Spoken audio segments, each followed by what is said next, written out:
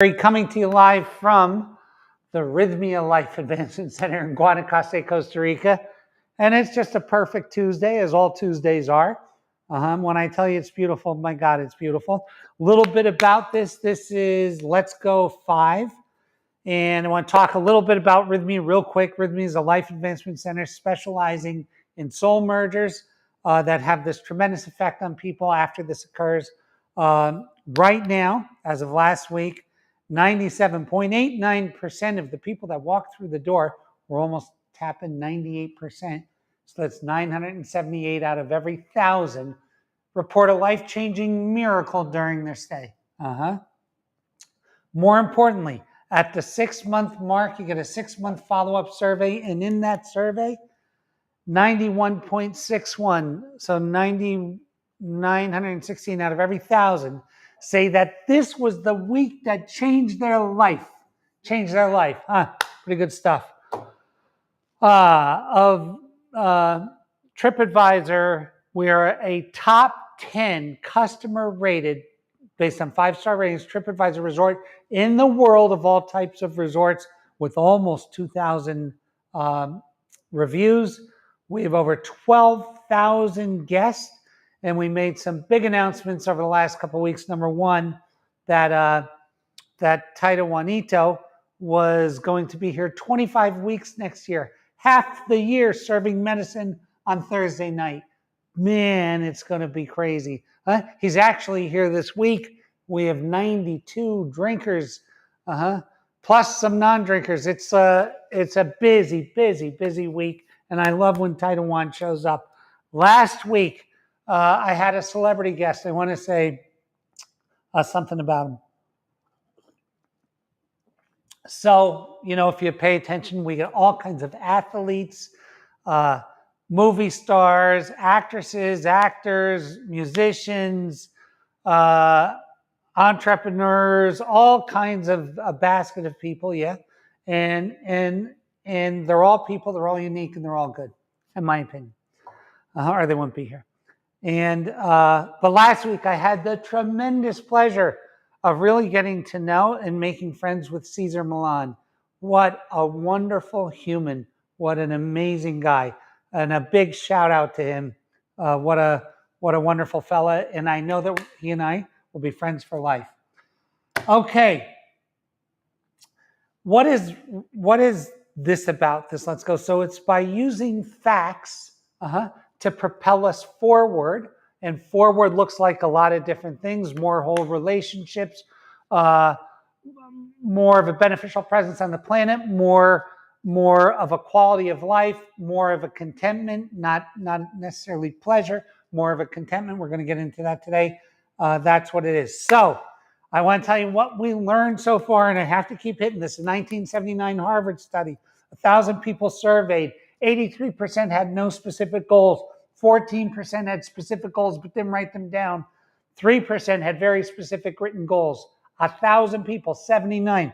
1989, resurveyed that same 1,000 people. The 14% with specific goals on average earned 300% more than those that didn't have any specific goals. So just having goals is a triple in 10 years. Here's the kicker. The 3% that had specific goals and wrote them down were 1,000% earning 1,000% more money than the balance. 1,000%. There's a 10 times thing. 10 times, right? 10 times. And all it takes is writing something down. Now, I know that all of this has been done before. All of this has been recorded before. All of this has been learned before. But since the birth of quantitative analysis, since the birth of tracking these things, man, we don't have to argue about it anymore. It's already done. The only argument you can have is the one with yourself over whether or not you believe all the surveys, all the studies, all the reports. And what you'll find, if they're done by reputable organizations and universities, that even though they're done in different places, they all kind of line up to the same group of things. So I want to talk about this. Fail early and often. So last week we started talking about failure.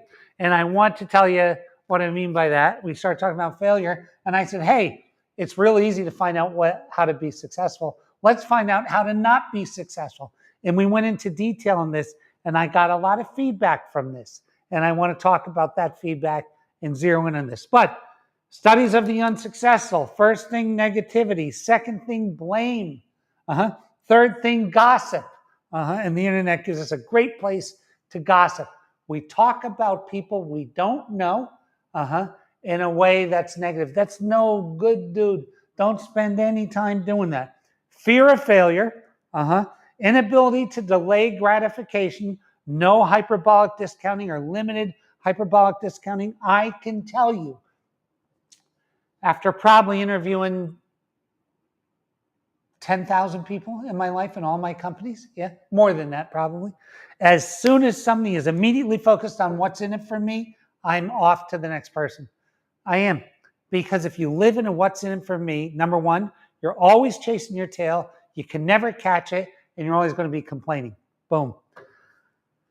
Lack of written goals. We talked about lack of written goals and what that means. Multitasking and a balanced life and avoiding the one thing. So we already saw the studies. Multitasking is a fail. It's a failure. What does work? What works is focus and attention. Focus and attention. Focus and attention. Now, that doesn't mean you have to be incredibly one-dimensional, but you will find that those who are the tippity top of the heap. The Michael Jordans, the Elon Musks, the Jeff Bezoses, the Henry Fords, the Sam Waltons, on the financial side. In the sports side, the Tigers, the Gretzkys, the Muhammad Ali's, we're all singularly focused. Now, can you have both? Absolutely. And what do I mean by both?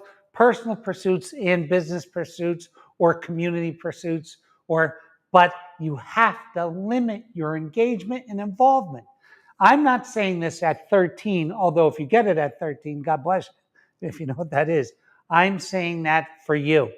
You know, I know a woman, and she's a gorgeous woman, super, super, super talented, and she's my age or maybe 52 or something, close to my age.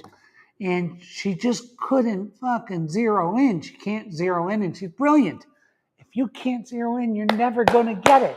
You're never going to get it. And I can tell you, if we're talking about this multitasking or the balanced life, the man who chases two rabbits catches none. The person who chases two rabbits catches. When you're with your kids, and this is what I'm learning, I'm doing it, I'm shutting off my phone. Or putting my phone away. When I'm playing golf, I'm leaving my phone in the car. Because I was leaking. This device creates multitasking. When I'm in a meeting, it's off. But I'm learning to do it in my own life because when I give my sons attention, I want to give them all of my attention. I want to be present with them. That's what I'm talking about. That's the focus. So if you do that with these things that you pick, you're going to be okay. So a balanced life is baloney. And what I mean by that is that 50 minutes of this and 60 minutes of that and 40 minutes of this and 30, it doesn't work that way. Being in, both feet in, and going as hard as you can is what works. Now, going all the way, there's enough time for about 4 things to pick these 4 things that you want. You want to be a beneficial presence on the planet by becoming the best holistic healer there is, and you want to be great family, great mom, great dad, and you want to have this great husband or wife, and then you want to do some social things, a sport or da-da. That's usually what you can take. A jack of all trades and master of none kind of misses the key to fulfillment, because one of the biggest keys of fulfillment is mastery. It's mastery.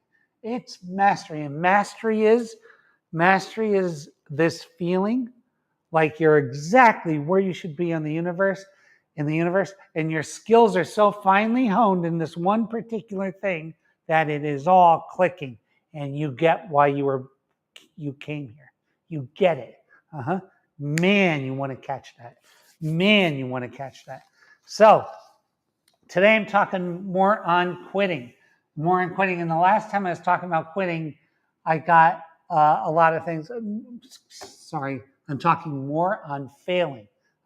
More on failing. Now, I did not say to go out and fail as quickly as you can, as hard as you can, no. I'm talking about having a definitive plan, and pursuing that plan and failing. And then after that fail, I'm not asking you to brush it off and to say it was nothing. I'm asking you to learn from it, to analyze it and say what went wrong. And is that something that went wrong? Let's say the thing that went wrong was a 1 in a million thing, that I had everything worked out, and then my partner in the business got hit by lightning. Don't change for that, but use your intelligence. See statistically what went wrong, how often will that happen, and this requires thought and consistency and all these things to look at that, and then to learn from it and try again, and learn from it and try again, and learn from it and try again. And I don't care if you fail 800 times. Those are good fails. What's not a good fail is this. Hey, I tried this business, it didn't work, I wasn't really involved. Let me borrow some more money and try another business now. And let me get somebody else to put up their money and da-da-da. No, doing this a right, controlled way. Same thing in relationships. Same thing in life. What I mean by that is this. Everybody's asking, oh, universe, please don't teach me any more lessons because they're so hard. What's hard is not the lessons. What's hard is your resistance to the lesson. The thing that I know that is factually correct 1,000% of the time is if you allow the pain from the lesson, allow it. The shortest way out is through, to allow it. Where it becomes terrible is when we hang on and hang on and hang on and hang on and try to say it ain't so, Lord, say it ain't so. No, allow it and be upset and then move on. There's a failure that worked. Because that was not a failure. That was not a failure. That was a win. As soon as you get it and it passes, and I want to show you something. One of my greatest teachers in the world is Reverend Beckwith. And he's so brilliant and so in tune and so himself and doesn't change for no. He's my idol, But when I watched his mother, his beautiful, wonderful mother pass, and I watched the year after that, and I was friends with him at the time, and I saw the pain and the turmoil that he was in, and he tried not to show people, because he's leading a big congregation, right? But you could see it was easy to see. I didn't once say to him, hey, don't worry, it'll be better. I didn't. And we're friends. Because I knew that he was in his process and he was learning from that and coming to grips with it. And man, when he came out, and it took about a year, but I guarantee you he wasn't saying, make this quicker, I can't stand it, da-da-da-da-da. Guarantee you. He was allowing it to be what it was, and he got through. And I guarantee you this, he will never look at death close to him in the same way. And I've never talked to him about that. So if you happen to hear that, Rev, know that I was paying attention. Now, so how do we learn? How do we learn and how do we keep trying? How can I just borrow $1 million? Like, I gotta tell you a story. When I had my biggest failure in the world, I ended up in jail. And it was the freaking most embarrassing time of my life. And I thought, how am I ever going to recover from this? How am I ever going to recover from this? And I did. And I learned from it, because I would never do those things again. And I learned from it. And that's at a time when I was asleep. So what I'm going to tell you is, real failure is failing big and not trying again. Real failure is trying without learning from it. And when I say failure, I mean a failed relationship. And what is a failed relationship? A failed relationship is any relationship that ends like this. Some of the best relationships I've had in my life are with, like, my exes. Brandy is a great thing about that. I call her where her and I are the best. That's not a failed relationship. A failed relationship is when you're like this. A failed relationship is one that you're not talking to your father or your uncle or your cousin or your this or that. Now, some of them are your choice to be separate from. But I want to talk about failure. If you learn from that, you don't have to repair that relationship. Follow me in this. So let's say that me and my uncle are having this thing and we're really done. And I decide one day, hey, look, I've looked at this thing from a million different ways, and it was just not the right thing for me to stay in contact with him because he's doing these things to me that hurt me. Well, the first thing is find out why that's hurting you, and find out what your piece of that is. And then tell yourself you don't want more like that. And do your best to repair that. And if not, keep going. But do you understand what I'm saying? So and then get a new relationship, and a new relationship, and a new relationship. And I mean this with business, with your community, with your church, with your whatever. Keep going through this process and feeling the pain of defeat. Now I'm going to tell you one other thing about not quitting. And this is so incredibly important, because people, well, I'm not as clear as I should be, because I say when you pick this thing from this place, that you get to experience contentment and joy in these different things during this trip. Okay, now here's the tricky part. You see, and I want to say this the right way. Once you pick from this place, that does not mean that every day you're going to experience contentment and fulfillment and da-da-da-da-da. It doesn't mean it. So if you pick from this place and you only apply your skills on the days you feel good about it, you're done. You're done. You're done. Because you're probably competing against someone for that space that is going to do it when he feels bad, because he remembers the strength of his commitment and the reason why he started the journey. And then this is the uniqueness of this thing. As this relationship with doing it when I don't feel good and doing it when I do feel good becomes a habit, then all of a sudden when I don't feel good and get up and I go to do the thing, I start feeling better. And now the shift happens. And once it's no longer work, once guitar practice is no longer work, once violin practice once painting is no longer work, once healing someone is no longer work, once talking to a guest in trouble is no longer work, all of a sudden something happens. Just a couple years sitting in that seat, and all of a sudden flow happens.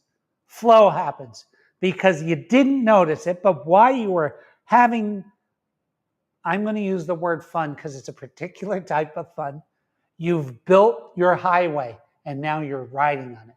And that is what happens.